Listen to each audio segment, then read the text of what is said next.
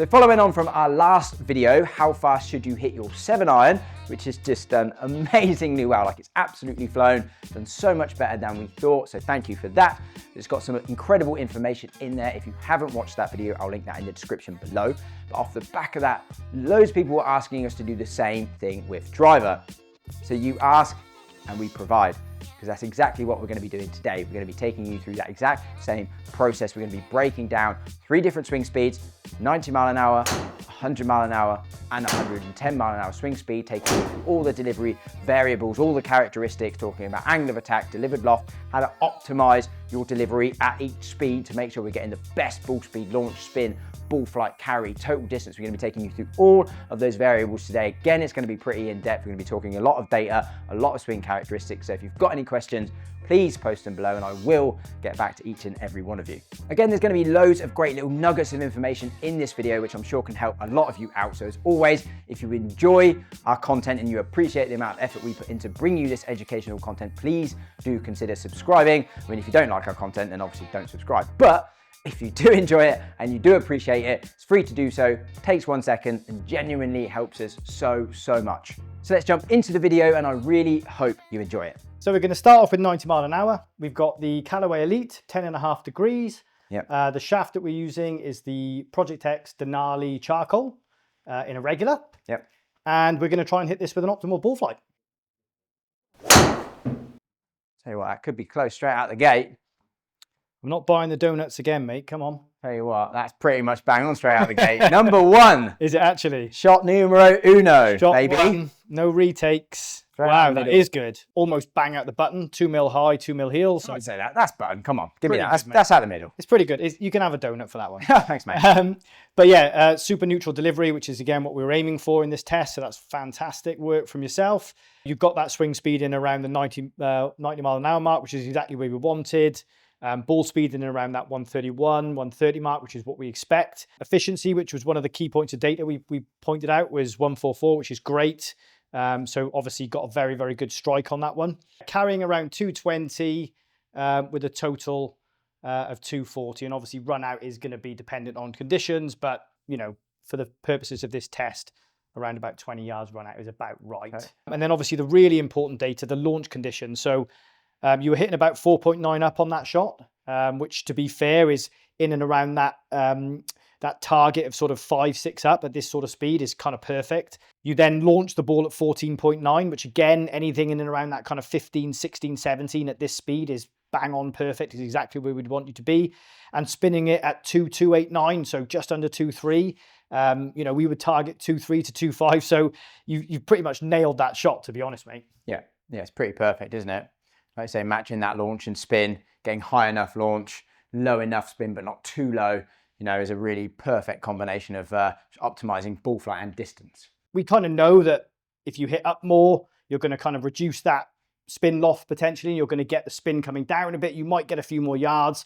You know, if you go back to the kind of the TaylorMade SLDR days, it was launch it high, sort of 17, spin it low, 1700, and just bomb it out there miles. Yeah. But obviously we know now a little bit more about ball flight characteristics, and we want a functional flight. We want that ball to be stable in its flight in the air. Yeah. And we need to protect sometimes a little bit against misses, right? So it's super important to kind of get that flight right. We want to optimize distance, but we also want to make sure that we optimize against any misses as well that we may or might not have, and backspin can really help us with that. So, and we also want to target a descent angle of around about 36 for driver. So we want the ball landing, we want it rolling out anywhere between sort of 36, 37. Yeah, probably in a good place. Yeah. And in this instance here, I mean, Ross has done a really good job of optimizing this particular drive. Yeah, I think like we said, we wanted to try and keep the delivery as neutral as possible. So we limit variables. Yes, of course, we can go into the kind of talking about into, out to him, but we just will add more and more layers to this test. There's always going to be a lot of layers to this test. So if we keep the face and path reasonably neutral, angle of attack, like you already mentioned, is going to be a huge variable in terms of trying to optimize distance. Yes. Absolutely massive. And then really we're trying to optimize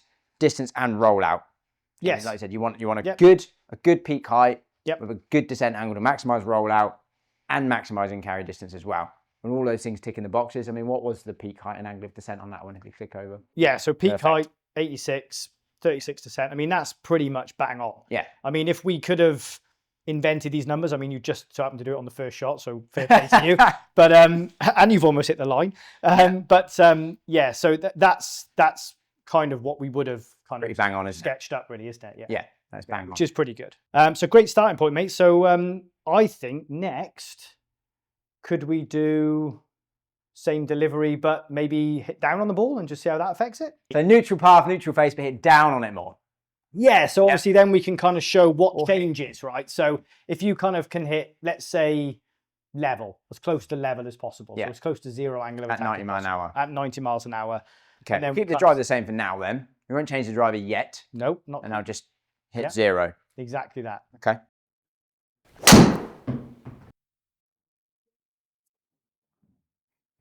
I've literally done it again first attempt.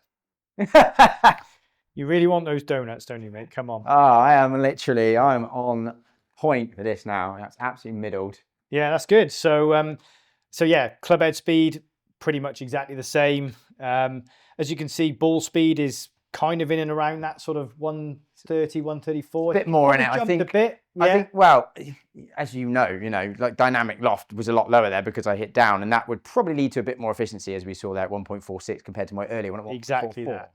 Exactly so it swung it fractionally faster, less than 1 mile an hour, but struck it a bit better. Exactly that. And if we look at those data points we mentioned earlier, like you said, efficiency 1.46, which is really good. Yeah, really good. So launching 8.8 at this speed is very low. Yeah, exceptionally low. And spinning it at 2000 again is very low. And that's with a pretty bang on middle strike as well. So if we go over then to the ball flight, 44 peak height. It's like a stinger, that. I know, it isn't basically a stinger. 23.5 descent angle. So yeah, not particularly functional numbers there, mate. And if we hit it into window. Yeah, fair enough. Yeah, fair enough. Not bad, not too bad on a cold links, but yeah, we're looking at 206 carry. Yeah. Which, to be honest, you can start to see now where you're dropping off almost 15 yards, which is a lot to give away. So you can start to see now where that angle of attack has affected that launch and spin, brought it into a window we don't want. Yeah. And now all of a sudden you're kind of losing 15 yards carry off the tee. That's significant at this speed. Yeah, 100%. Yeah. That's a club and a half, maybe 2 clubs. Yeah. So in the spirit of being fair, like obviously you've launched this lower. A lot of that is coming down to how you're delivering the club, hitting more down. Dynamic loft is low in this case, 13. So in a fit, we'd probably try and give you more loft. Yeah. Right? Is that what, 100%. So let's try that out, see what happens, see if that recovers this flight or not. So we're going to jump into GT1, 12 degrees. Yeah. Denali red regular. Yeah. Should be perfect for this example. Yeah. Over to you, mate. Tell you what, let's bang out the middle. That's pretty interesting, isn't it? Yeah, it's a good example, that, isn't it? Yeah, that's interesting. It's really interesting. Strike that good? Yeah, bang out the middle, look. Really good. And 0.4 down, literally exactly the same amount down as well. Yeah, that's really good. So swing speed's in the right place, but you can start to see now where that extra static loft potentially with this delivery has actually lost us some distance. Yeah. So, and sometimes, what you might go to in a fit, or where some people might go to in a fit, logically actually doesn't make sense in reality. Yes. So, going up in loft maybe made sense logically, but if you look at the numbers, we're now launching the ball in a better window, 13, much better window. Yeah. But the problem is because we've done that by adding loft, the loft has come up, and you can now start to see the number differences between loft and downward angle of attack. Yeah. That's quite a wide spin loft, which is then going to create a fair amount of spin. So you've now got a spin, even with a good strike, of 3,500. Yeah. Which is then going to start to drop that distance back. So you're going to get much more of a rising, spinny, climbing flight. Yeah. So you've only carried that 198 and it's rolled out to 215.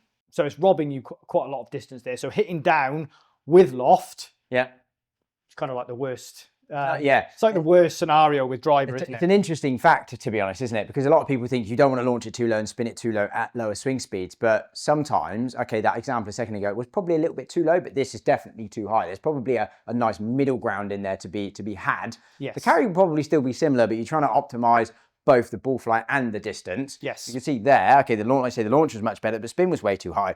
Now, realistically, the only way to decouple spin loft or launch and spin, the only way to decouple those is we need to change that angle of attack. So with this player at this speed, getting these results, if there's one thing that really needs to change, angle of attack.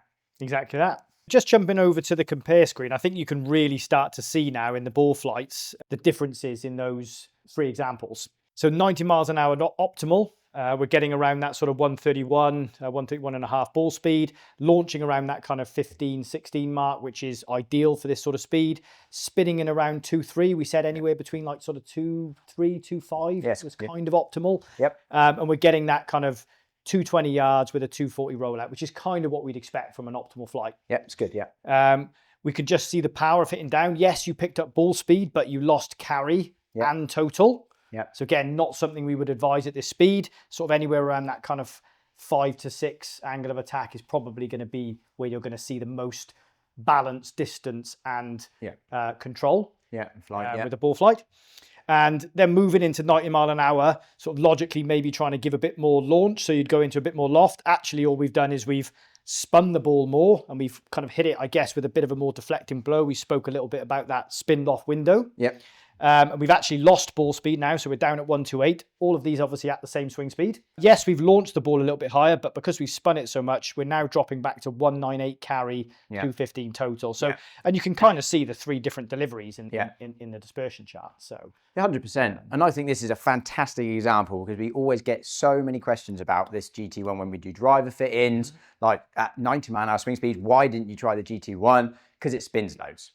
Like if you're really trying to optimize distance, you do not want loads of spin. All right, we don't want to see it really, really low, of course, but still have, even if it's launching too low, like that second example is, even having lowish backspin, you can see there actually gained us more distance than having a better ball flight, really, because the last delivery there and the last number, that's a much better ball flight. Exactly that. If you just purely looked at numbers, it's more balanced. If you looked at that on the course, you'd look like, oh, that's probably a better flight. You got it in the air. But because it's spinning so much, you've lost a lot of distance. Yes. Like it just loses any of that forward motion. The spin just loses like power through the air and just kills distance. Yeah, of course it does. And, ultimately this video is about how far should you hit your driver at these various different speeds. Yeah. The reality is looking at this with the slightly different deliveries, that 220 to 240 is kind of in and around where you're going to be if you deliver that kind of functional, optimal ball flight. Yeah, 100%. And like I say, maybe just adding in that little tidbit of,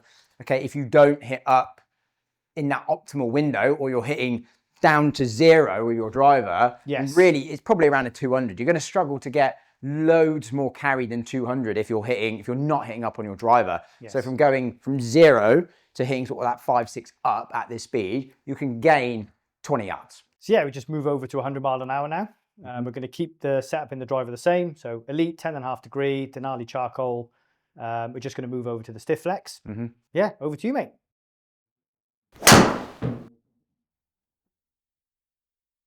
It was a touch high toe, but it wasn't bad. I mean, 250 is pretty bang on for this speed, in fairness. It's got to be close, isn't it? Yeah, I mean, it's good numbers.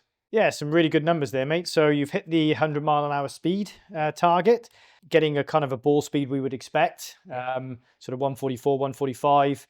Sort of, I would say quad kind of maxes out, sort of 145, 146 efficiency. You can kind of push it on a little bit, but that's pretty good, isn't it? Yeah, that's pretty good. I mean, it's pretty optimal. Yeah. So great delivery. And if we start to look at now the important numbers, 4.7 up, which again, at this sort of speed, it's quite similar to what we saw at 90 mile an hour. You kind of still want to be hitting up a fair amount to get that kind of optimized ball flight and the optimized distance. Yeah. Launching in around 15. Again, at this speed, we're kind of looking at 14 to 16 is a good window. It's not dissimilar, is it? I mean, look at compared to my 90 mile an hour one. Yeah, it's really not dissimilar. 3, yeah.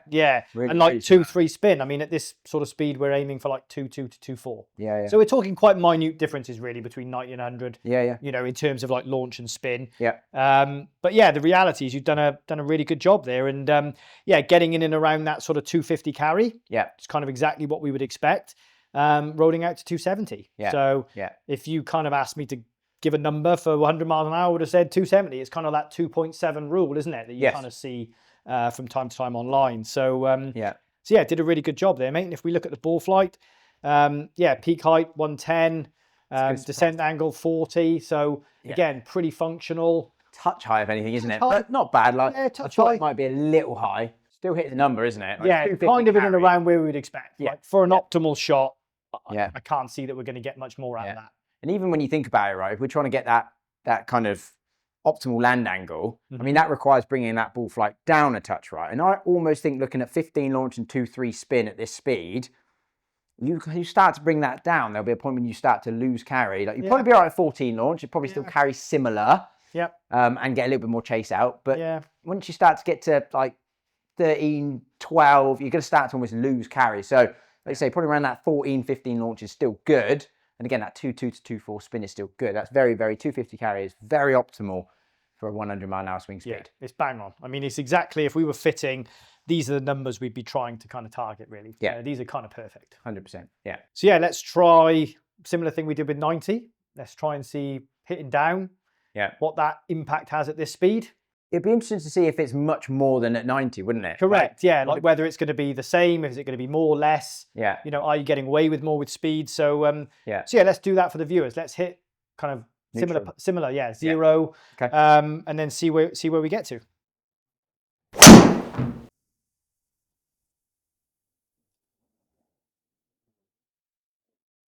So I swung a little bit faster, but that was a really good first effort.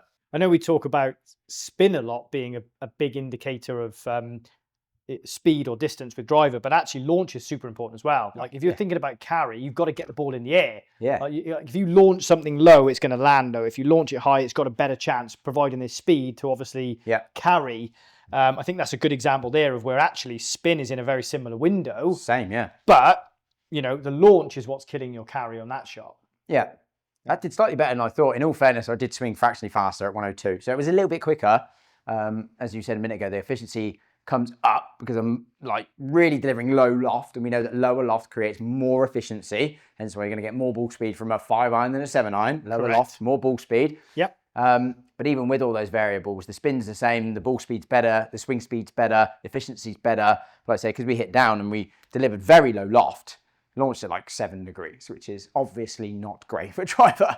At probably any speed. Yeah, it's way lower than what we would target. And obviously you can see carry 235, total 261. And obviously total's always going to depend a lot on the ground conditions anyway. So carry is probably the most important. Carry's king, to look at, 235, you know, you're losing like 15 yards. And obviously you did swing that a tad quicker. So you could argue maybe if you'd swung it bang on 100, you know, 230, 235. But you know, that's almost 20 yards, isn't it? It will be 20 yards. Probably. It could be, yeah. But I would also argue that strike is fractionally lower in the head. I know we're only talking 6 to 7 millimeters, but that does make a tangible difference. It will make a difference, yeah. So even though I swung it faster, I struck it a bit lower. So those two probably cancel each other out, I think, in my opinion, and a little bit. So, I mean, interestingly, it's 15 yards, which is exactly the same as what we lost at 90 mile an hour. Yeah. The same, wasn't it? Pretty much. Exactly the same, yes. And I think that's probably what we were expecting to see. Pretty similar. Yeah. And we're not going to hit 12 degree driver now because I think we proved in the last example that, well, again, it's the same, right? If we just add loft to that, if we're still hitting down and we add loft, like considering the amount of loft, all we're going to do is we're going to up the launch, we're going to up the spin so much. Yeah.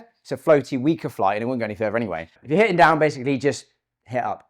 There you go. That's the takeaway from this one. But so let's jump into 110. Yep. And let's see what we get with that. Yep. Okay. Now this would be interesting. We'll keep the driver the same for the number 1, and then maybe we might need to tweak to optimize. Because actually at 90 and 100, swinging with a similar delivery, the same driver, actually, 10.5 elite, gave us basically optimal numbers. Very good. Yeah, it's done really well. Yeah, I don't know if it will at 110. Let's find out. That felt pretty good. It's a really good looking ball like that. Maybe a hair spinny, but it's very, very close. I think that's pretty close. Yeah. I do think that potentially, I mean, we might hit one at 9 in a minute, with this driver, but that one there, bring that up. I mean, look at that face to path. That's fantastic. So obviously 110 on the number, 159.6 ball, so best part of 160 is kind of exactly what we'd want to see. Efficiency, 1.45, great. And then going down into kind of the launch and the spin characteristics. So again, 5.3 up. It's remarkable, actually. All the optimal drives is kind of in and around that kind of 5 to 6 up, isn't it? Yeah. It's kind of the sweet spot. Yeah, you do hit on the up. And I think you do hit very optimal ball flights. Yeah. I mean, we'll look at peak height in a minute. I think it might be a touch high with that spin, but I did it that little bit lower in the head. So, but we'll look at that in a minute. So launching 13.9, which again at this speed, anywhere between 12 and 14 is probably in and around where you want to be. Backspin is a little bit on the high side. So we would, at this sort of speed, we can probably start to get away with a little bit lower spin now. Yeah. Sort of somewhere between 2100 and 2300 would probably be in a really good place if you want to kind of really optimize distance and ball flight. Yeah. One of the conversations we were having off camera is, getting up to these higher speeds, you probably can afford a little bit less speed. A little bit less spin. Yeah. Yep.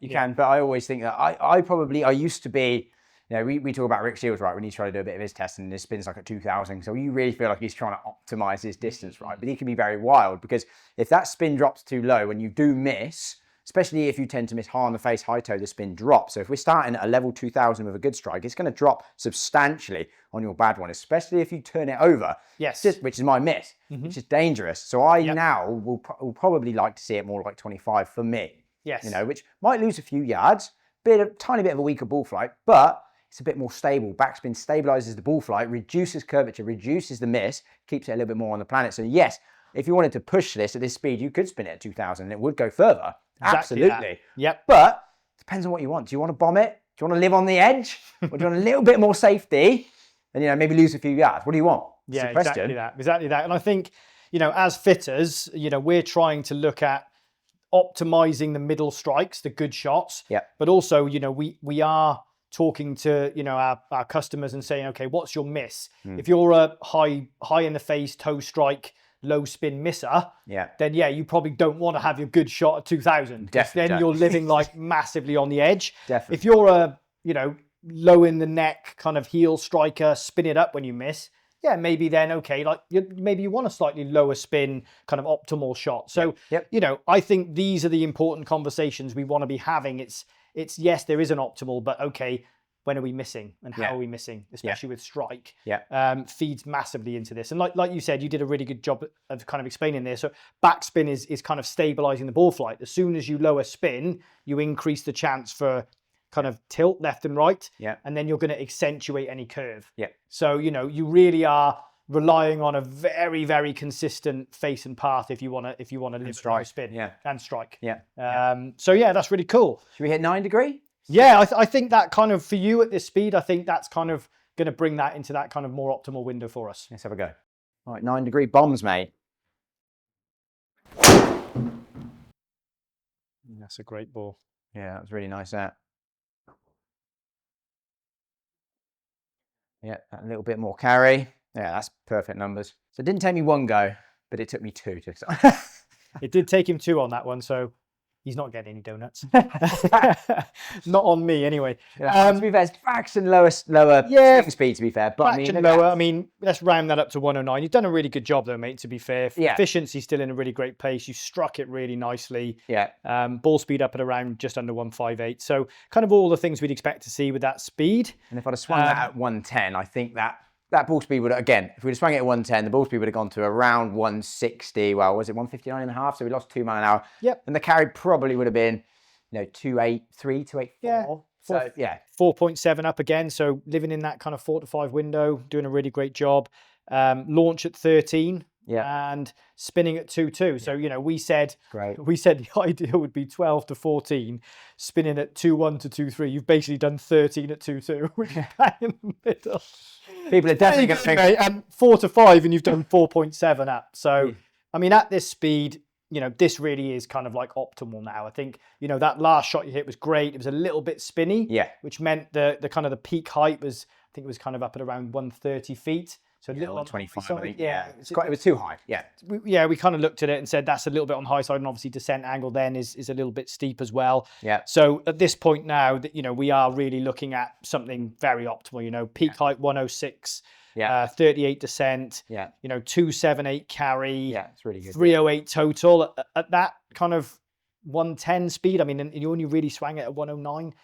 That's pretty good. You're probably looking around a 280. Normally, I would say 110 swing, 160 ball, 280 carry, probably rolling out to 300. I mean, 308 there. I think it rolled onto the green, and the green's a bit quicker, so it keeps on going for a few extra yards, right? But it would have been around that 298, 299 total, which that is pretty optimal. And like I say, the carry doesn't look loads more than what we just got, But again, the ball speed was about 1 mile an hour, 2 mile an hour lower. Yes. So like I say, it would have been over 280. But what was that last one? It was what, 274 carry? Yeah, I think. So if we look at the 110 swing speed with the 10.5 degree, which is the red line, versus the 110 at 9 degree, which is the purple line, you can clearly see the difference in the ball flights. Yeah. Again, ball speed was slightly down, but that's really coming from It's me. From you. My swing speed was You're doing your best, mate, but that was all you.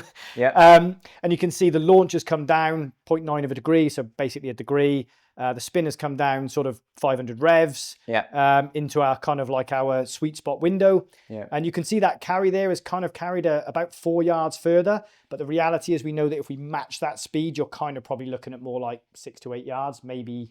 Yeah, about 2.8, 2.84 carry. Exactly so that. It'd probably be close to 10 yards more carry. Yes, I'd say. Yeah, if we match like for like swing speed, but even there you can see with a couple of miles an hour down that actually you still get a bit more carry. Yeah. When you're changing speeds, I know we want to try and keep the variables as consistent as we can because we want to try and do these tests as fairly as we can. So we start changing loads of things. Yeah. You know, people quite rightly call us out and say, you know, you need to try and keep as many things stable as we can. Yeah. But obviously we also want to make sure we're optimizing as fitters. We see that and we say, okay, we want to get that spin down. We need that 9 degree in this case. Yeah. All we've done now is really just change the variables of that driver loft in order to get that optimal flight. Yeah. Which is kind of the purpose, right? That's what we would do 100% in a fit. And, you know, that's what we want to try and portray here is kind of like the optimal numbers that you should be looking for from each speed. Yeah. So yeah, mate. So 275 carry in and around that sort of 275, 280. Yes. Rolling out to 300 yards. Yep. It's pretty bang on. There you go. If you want to hit 300 yards. At 110. Go and get to 110. There you go. Yeah, and it's interesting that actually, again, we haven't really changed the shaft. It's still the Denali charcoal stiff, which again, we know that shafts that don't really influence launch and spin. It's very, very, very marginal. Yes. It's interesting that both at 90 and 100 mile an hour, the 10.5 was pretty damn optimal, hitting around 5 up. Yeah, exactly that. But as soon as we came into more speed, obviously we generally generate more spin with more speed. So we had to go down to the 9 degree and obviously we still get enough height with that extra speed, actually pretty much perfect, you know, within the 9 degree. And yeah, optimizing ball flight, carry, and rollout, which is all the boxes we want to tick. Exactly that. That's kind of what we're trying to do with driver, right? So yeah, really good test again, mate. Great job from you. Thank you very much. 90, 100, and 110 all in the books.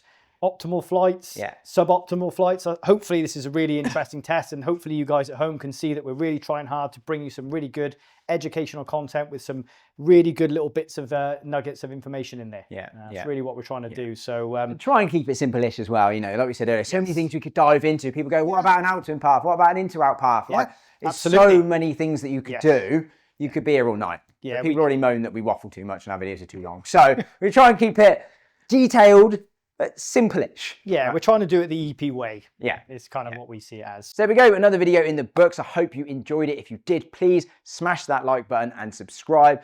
Really, that was us just playing through different scenarios. Like we had an idea of obviously what we wanted to do in the video and how we wanted it to turn out. But as we were going through and hitting stuff, we kind of thought, well, what if we hit down? And then what if we kind of try and sort of do what you guys would do in that scenario? Maybe think, well, if I'm hitting down at a lower swing speed, give you more loft. Kind of just playing out different scenarios generally, just to give you guys an idea of what could potentially happen if you went down that route. But as always, this is a guide.